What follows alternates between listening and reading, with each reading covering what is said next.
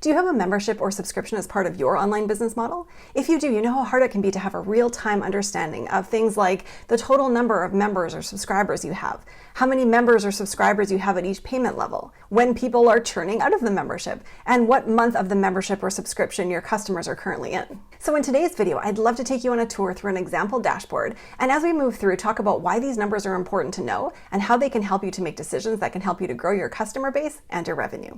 If you're new here, my name is Kari, and I help businesses with messy metrics clean them up so they can have the numbers they need for informed decision-making at their fingertips. As I mentioned, memberships and subscriptions can be notoriously difficult to track, and this is in large part because not a lot of the software tools do a great job of giving you the numbers you need and then making them easy to access.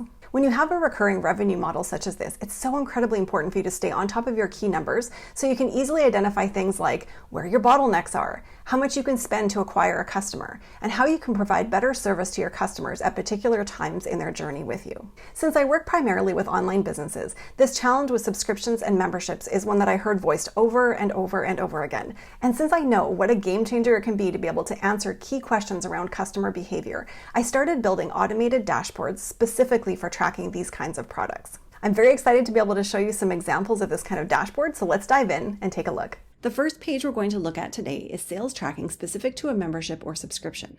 It will look very similar to the overall sales tracking dashboard I walked you through in my last video, and I'll link that here in case you want to take a look at that. A quick note, all of the numbers you're going to see today are from a made-up data set, but they are a good reflection of the types of things I see in my clients' businesses.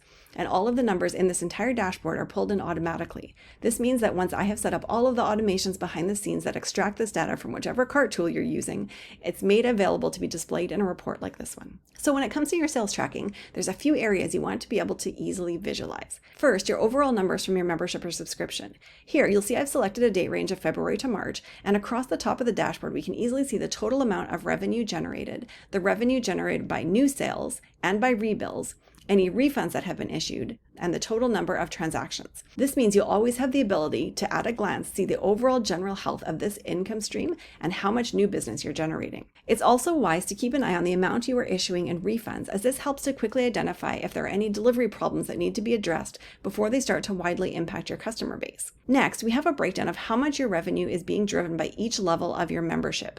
This example shows only a monthly and yearly option, but you may also have a quarterly or 6-month or lifetime plan available. This metric helps you to see how many of each product was purchased during a selected time period, which is really important as you dig into which level you're promoting and how you discuss the options in your marketing. Lastly, you can visualize how your overall revenue changes by month, as well as how the split between your new sales and rebills changes by month. So why is this important? Well, the ability to visualize your revenue as a month-to-month comparison helps to identify any seasonality in your business. Bumps in revenue could, of course, come down to your marketing efforts for a particular product in a particular month, or it could be tied to more interest in your product at certain times of year. For example, if you have a product that's focused on home organization, you're likely to see an increase in interest in January when buyers are in the start off the year right kind of mindset. Or if you offer support to parents of school-age kids, you might see a bump before back to school time in the fall. Having an understanding of these ups and downs goes a long way in determining how to make the most of your marketing efforts throughout the year. It's also nice to have this broken out because when a membership or subscription is part of a large suite of products that are sold, we sometimes can lose sight of how much revenue is actually being driven by the membership or subscription. And if you run a membership or subscription, you know they can be very time-consuming and labor-intensive. And it's really important to ensure that you actually have revenue coming in for this particular product and making sure that it's worth the time, effort, and energy it takes for you and your team to keep it running. And keeping an eye on your new sales versus rebills is also important. With this type of business model, it can be easy to overlook how much of your revenue is actually coming in from new sales, which can lead to a little bit of complacency with your marketing. You want to ensure you're continually looking to add to your customer base rather than only relying on your recurring revenue. Beyond your sales, the next important aspect to have clarity on is the number of actual members or subscribers you have in your program. When this is spread out across 2, 3, 4, or more different payment options, this is notoriously difficult to track, especially if you want to be able to see the breakdown between those options.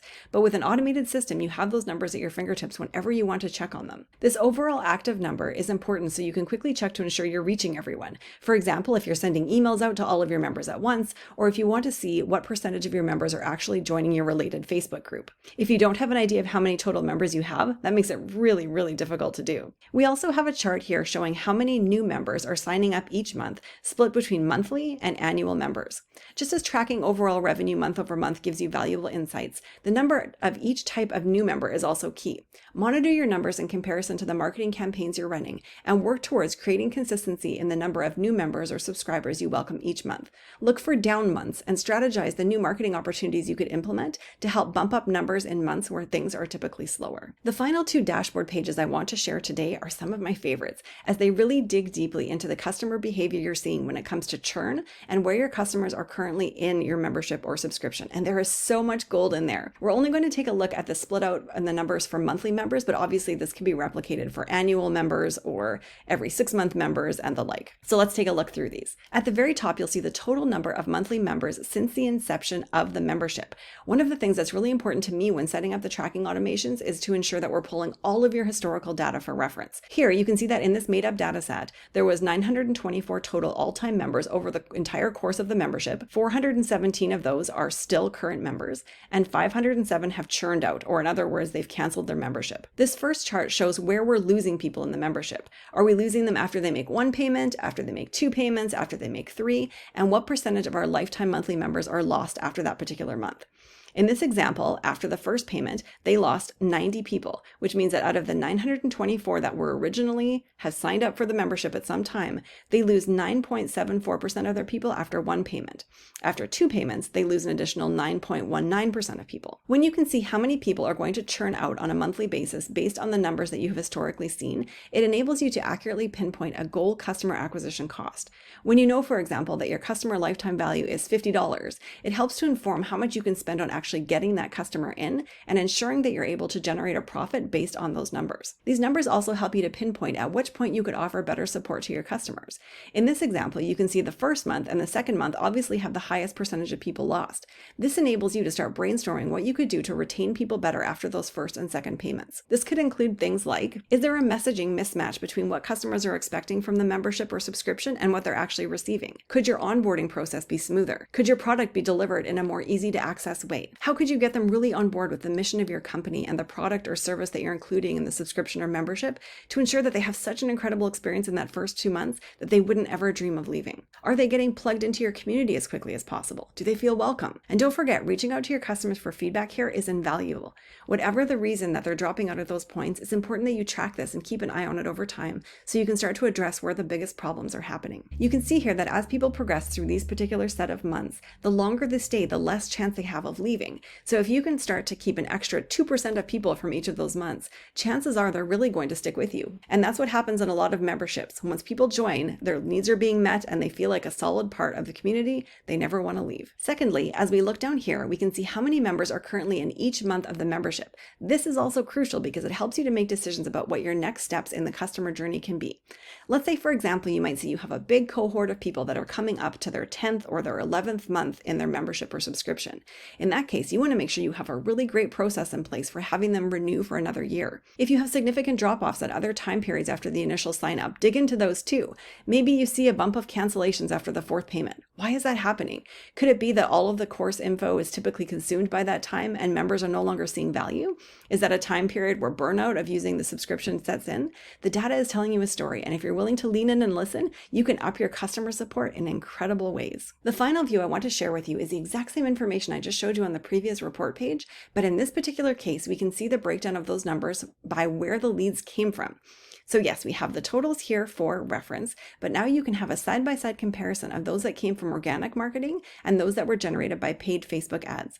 This gives you a whole other level of data so that you're able to start seeing how effective your Facebook ads are at bringing in people who tend to stay in your program. So for example, if you want to look at where people are lost after a particular month, you can compare that to the people that came in from organic means, where you nurtured them and they were warmed up, to cold traffic that was coming in directly from ads. You can see here that if we add these first 2 months together, it's about 17.3% of people that are lost in the first 2 months when they come from organic, whereas you have about 22% of people that are lost in the first 2 months from Facebook. This might mean that the customers that are coming in cold from Facebook need more nurturing on who your company is, or more assistance with integration into into your community membership, or more support right away in a better onboarding process to get them to stay longer. Again, this also helps you then to make decisions for your cost of acquisition. If you're spending money directly on Facebook ads to drive people into your membership, you don't want to use your overall stats to determine what the price is for customer acquisition. You really want to be able to drill down and say specifically for the ad spend that we're using, what is their lifetime data and what is the customer acquisition cost that we can afford to keep going with based on the data that we're seeing here. I hope you found this helpful to see some of the information that you can track in your memberships and subscriptions, and why it can be so incredibly valuable to have this information at your fingertips so that you can make better decisions, not only on how to promote and grow your programs, but also ways that you can increase the level of support and service that you offer to your customers. If you'd like to learn more about what you can learn from your business numbers, please click the link below and grab my free guide, 5 questions your data can answer for you. Thank you so much for watching. I'll see you next time.